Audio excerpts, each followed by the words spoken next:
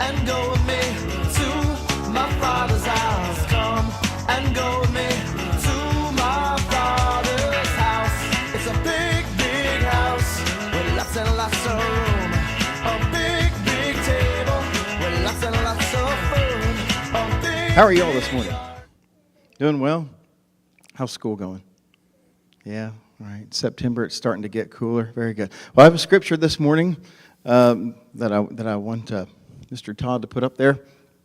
Can you read this out loud with me at the same time? Read this out loud with me. Don't let anyone fool you. Bad companions make a good person bad. What's a companion? A friend? Very good. Is that what you're going to say, Isaac?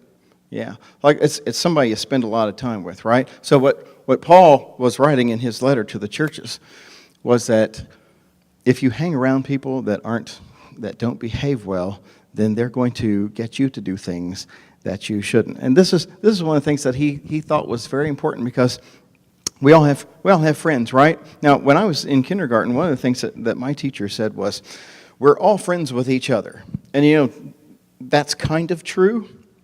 We should always be nice to everyone, and we should be respectful. But should we just hang around anybody and be good friends with just anybody? And according to the Bible, the answer is no. Because if a person likes to do things that might get them in trouble, that's not the kind of friend to have. That's especially important as you grow up and get into your teenage years. Because that's when you start to gather more friends, you start to go out more places. And if you are friends with people who like to do things that they shouldn't do, then that's going to encourage you to do things you shouldn't. So one of the things we should do to obey the Lord, and what Paul wrote here, is to look for people who either love the Lord, or they might be easy to lead to the Lord because they don't like to do bad things, and that will help us to keep our hearts straight and not do bad things, okay? It's going to be really important, and we're going to see here in a story in just a moment as you're sitting out here.